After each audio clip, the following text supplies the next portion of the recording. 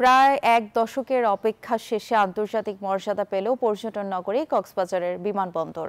এটি শুধু বাংলাদেশের নয়, দক্ষিণ এশিয়ারও অন্যতম আকর্ষণীয় বিমানবন্দর।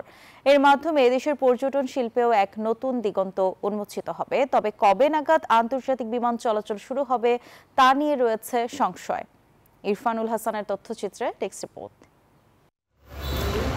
কক্সবাজার বিমানবন্দরের উন্নয়ন কাজ শুরু হয় 2009 সালে। 2015 সালে যুক্ত হয় আন্তর্জাতিক মানে উন্নীত করার ধাপ। একসময় কেবল ঘরোয়া ফ্লাইটের জন্য ব্যবহৃত এই বিমানবন্দর এখন প্রস্তুত আন্তর্জাতিক ফ্লাইট পরিচালনায়। 10,000 ফুট দীর্ঘ রানওয়ে, অত্যাধুনিক এয়ার ট্রাফিক কন্ট্রোল টাওয়ার, আধুনিক টার্মিনাল, কাস্টমস ও ইমিগ্রেশন সুবিধা সহ সবকিছুই এখন আন্তর্জাতিক মানের। বান্ডেল থাকলে প্রতি সেনমানিতে টাকা বাঁচবে। বিকাশ সেনমানি বান্ডেল কিনে জিতুন প্রতি লেনদেনে।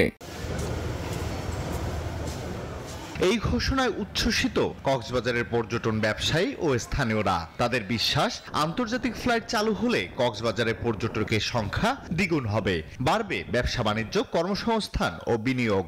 কক্সবাজারবাসীর দীর্ঘদিনের পাওয়া দাবি ছিল, এটা আমরা পাইছি। সরকারকে অসংখ্য ধন্যবাদ জানাচ্ছি। কক্সবাজার আন্তর্জাতিক বিমানবন্দর হয়ে আমরা অনেক খুশি, আমাদের কক্সবাজারবাসী অনেক খুশি।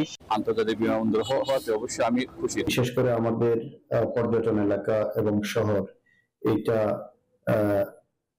যানজটে ভরপুর, এখানে প্রচুর যানজট হয়। এই যানজট নিরসন করতে হবে। কক্সবাজার আন্তর্জাতিক বিমানবন্দরে আগত বিদেশি পর্যটক ও নাগরিকদের জন্য 3 স্তরের নিরাপত্তা ব্যবস্থা গ্রহণ করা হবে, জানিয়েছেন টুরিস্ট পুলিশ। বাড়তি নিরাপত্তা ব্যবস্থা আমাদের টুরিস্ট পুলিশের পক্ষ থেকে থাকবে।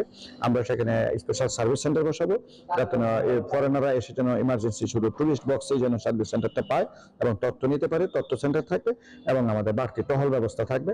এর আগে 12 অক্টোবর এ সংক্রান্ত প্রজ্ঞাপন জারি করেছে বেসামরিক বিমান পরিবহন ও পর্যটন মন্ত্রণালয়, যা 13 অক্টোবর প্রকাশ্যে আসে। Desk report, news 24।